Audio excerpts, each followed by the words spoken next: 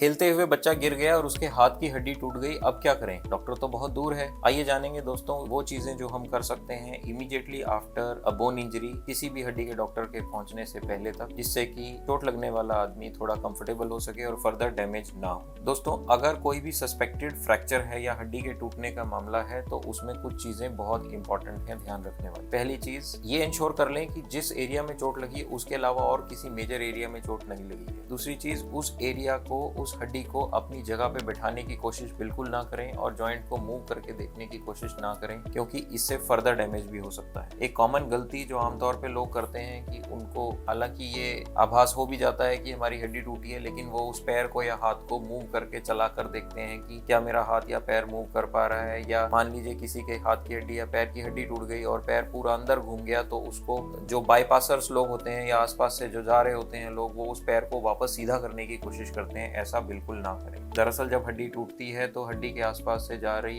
Important मांसपेशियां, important nerves, vessels में जब हम हड्डी को वापस सेट करने की कोशिश करते हैं तो फर्दर इंजरी हो सकती है। तीसरी चीज, पैर या हाथ जिस पोजीशन में उसी पोजीशन में उसको स्प्लिंट कर दें। ये स्प्लिंट क्या होता है दोस्तों? दरअसल स्प्लिंट कोई भी एक ऐसी चीज जिसको इस्तेमाल कर हम बोन की एबनॉर्मल मोबिलिटी को रोक सकें, उसको स्प्लिंट कहते हैं। जैसे कि कोई हार्ड कार्डबोर्ड का गत्ते का टुकड़ा या कोई पेड़ की टहनी या अखबार को मोड़कर उससे एक रिजिड ट्यूब बनाकर उससे बांधना।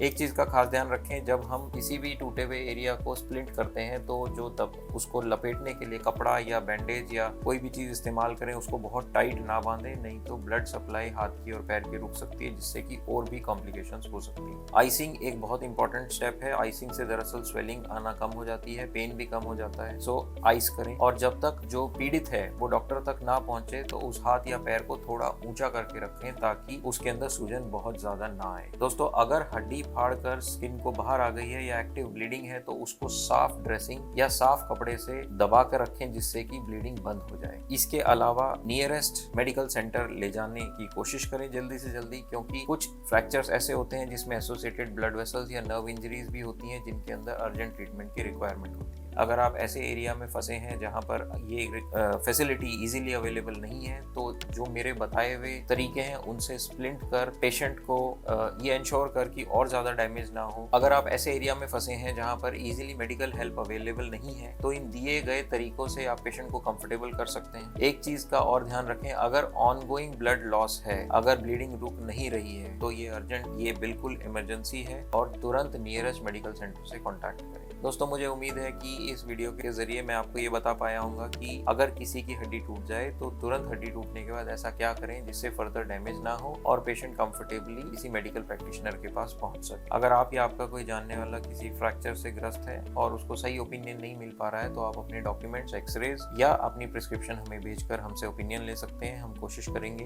एक फ्री और ऑनेस्ट ओपिनियन आपको दें। Bono Scare. Let's move.